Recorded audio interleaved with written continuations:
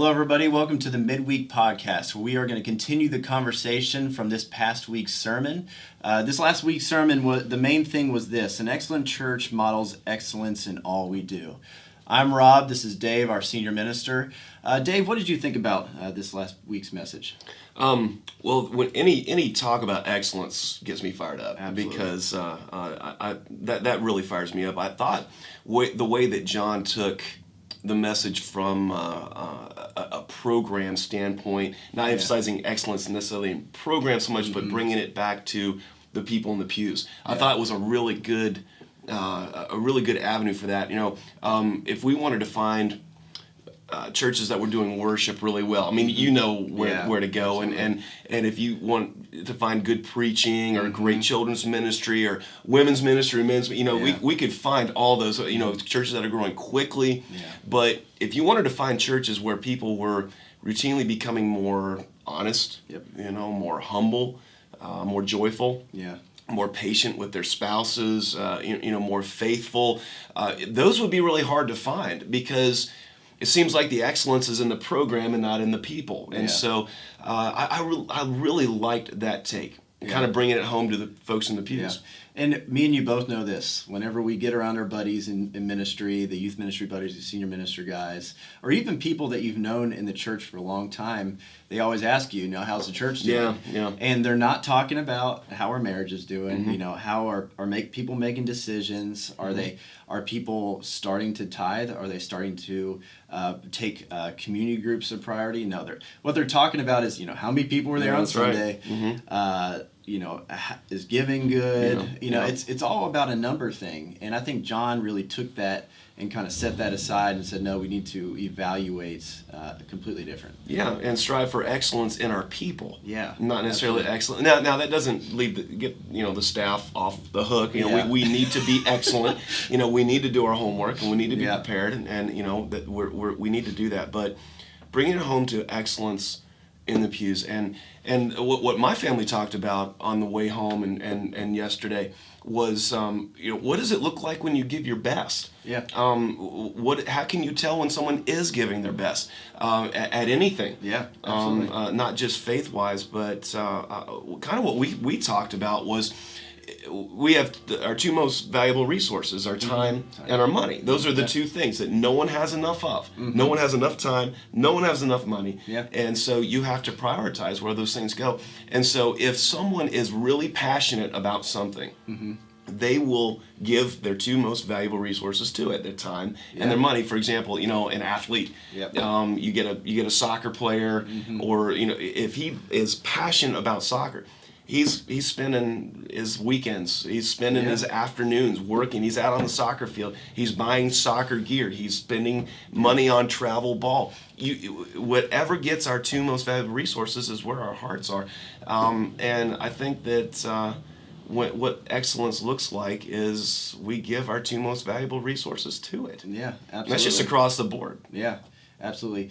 John brought up this amazing illustration, which people were laughing at, because the pizza. What he did was he got a slice of pizza, and he was describing it as, this is everything we have, and what we do is we take bites of it first until there's just a little bit left, and then we kind of toss it to God and say. But he was very dramatic about it, because he said, "Here you go, God. Oh, wait a second. Yeah, took a bite. Absolutely. Here you go. Oh, it's kind of like the guy with the fish. Oh, you got to be quicker.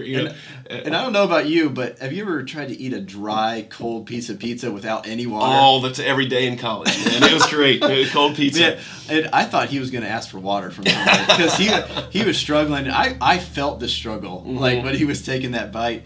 But it brought up a really good point of us as Christians think we're almost doing God a favor when we kind of toss the arrogance that we have. Here you go, God. Yeah, I know. And I really love the spin at the end of that illustration, where he actually thought God would be happy with the crust. It's like, kind of throw it to God, and God just kind of, oh man, look what John gave me. Look what these people are giving. Isn't that awesome? They've accepted me. They actually think I'm worth giving a crust to. And the Lord's up there saying, are you serious? Yeah. I'm God. and you think I'm happy with this? Would you give this to another person? Would you give this to your wife? Yeah. Would you eat? Here you go, Kaylee. And then hand her. You wouldn't even give that to a person. Yeah. Why would you give that to God? And yet, that's the attitude of so many people. Lord, here's a little bit of my time. Here's $1. Here's 25 cents. And you better be happy with it, God, because look what I am condescending to give you. I know. And I love that illustration. I really like what you're talking about with the sports and how it ties into this.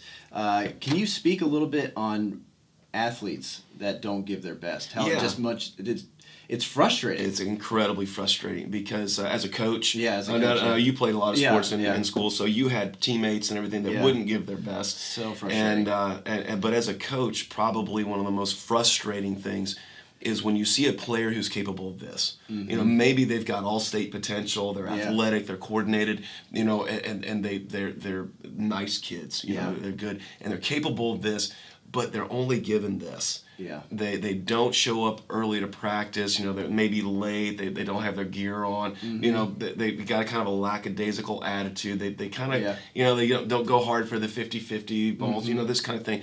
And you're just like, what is wrong with you? You're capable of this, and all you're giving is this, and they never achieve their potential.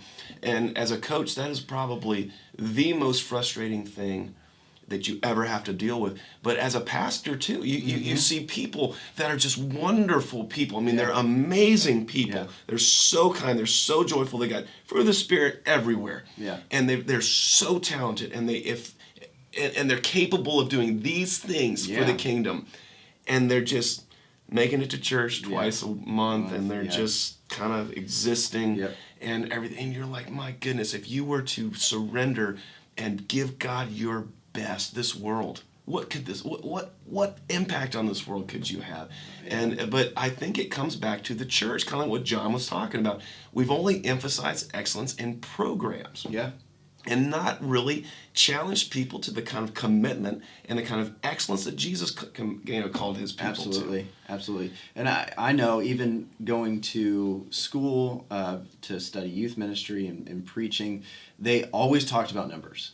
Yeah, and I know that was with you. It's like, you're a successful church when you got 10 to 15% in youth ministry. Mm-hmm. Of your Sunday morning attendance. Sunday morning, out of your Sunday morning attendance. Mm-hmm. And then children's ministry, if it's 20%, man, you're not knocking dying. It out of the park. You're killing it. Yeah. But how many of your seniors that you graduated when I was in youth ministry? When you were in youth ministry, how many of them are still in church?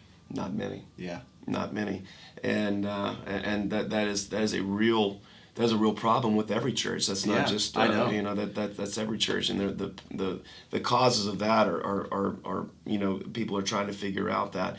But I think it may be just, have we called our people to give their best? I know. And are people really giving their best? For example, I love to ride motorcycles. Yeah. And most guys that ride motorcycles have more than one. Mm-hmm. You probably bought one or two or three, and you buy the little gizmos. I've got the GPS holder for my bike so that I can know where I'm going. You buy the motorcycle jackets, the gear, and when here in Kentucky, I don't know where you're watching this podcast from, but in Kentucky, the weather is so temperamental. It could be snowing in the morning, and you could be getting a sunburn in the afternoon. You get all the elements in one day. all 4 seasons in one day. And so we're watching the weather, if it's 60, 70 degrees and it's sunny, man, we're planning an outing. We're thinking about it in advance. Mm-hmm. It gets our time and it gets our money. Yeah. And no one thinks anything of it because that's what you love. Yeah. And so same with sports, same with musicians. Oh my goodness, musicians.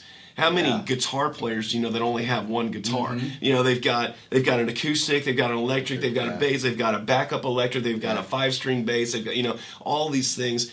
And they practice, they spend their time, they travel on the weekends to gigs, they buy music, it gets their time and gets their money. Why? Because they're passionate about it. And so I would say with a fairly high level of confidence that if your faith is not getting your time and your money, you're just not real passionate about it. Yeah. And God is sitting up there saying, I am infinitely valuable. Yeah. And you're giving me this? Yeah.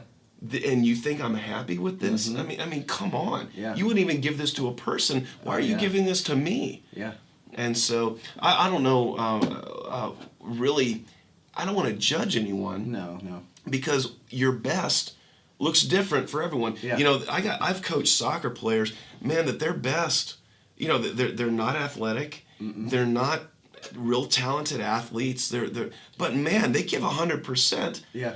And their 100% is not as good as someone else's 20%. Yeah. I'd rather have that player. I'd rather have that player that's given 100% than that talented, super talented player that gives 20%, because in the end, that player is going to be successful. This one's going to fade out. And you're only going to get as much out of it as you put in. Yeah. So if a player is giving if they're giving their 10, they're giving their best.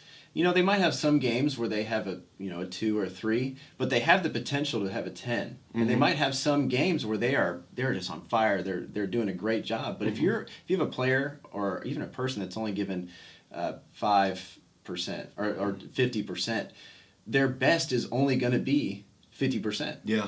And they're going to have more of those 2s and 3s than if you were giving your best all the time. And we know that when people give their time, they give their resources, and they're really giving everything to God, fruit comes from that. Absolutely. And you can really, you don't want to judge people, but you can see how much they're giving to God by their fruit. Yeah. It's obvious when someone is giving their best. Yeah. And when they're not. It's just plain to see. Like I said, I don't have a set of criteria of what everybody's best looks like, but you can tell. Oh yeah. It's just obvious. We as humans can always tell when somebody is not passionate, when someone is not giving their best. And so, you know, for kind of bringing it back around to what John talked about this weekend, are we really giving our best? Yeah. Are we on a quest to be excellent people? You know, are we really emphasizing excellence in our walk with God? I thought that's fantastic. Absolutely. I don't really. I know underlying every sermon that's ever preached is a call to excellence, but it's never really been stated that clearly. Absolutely. I thought John did a fantastic job. Dave, it's been good talking to you about the sermon. Yeah. This is our midweek podcast. I'm Rob, and this is Dave. We'll see you next week.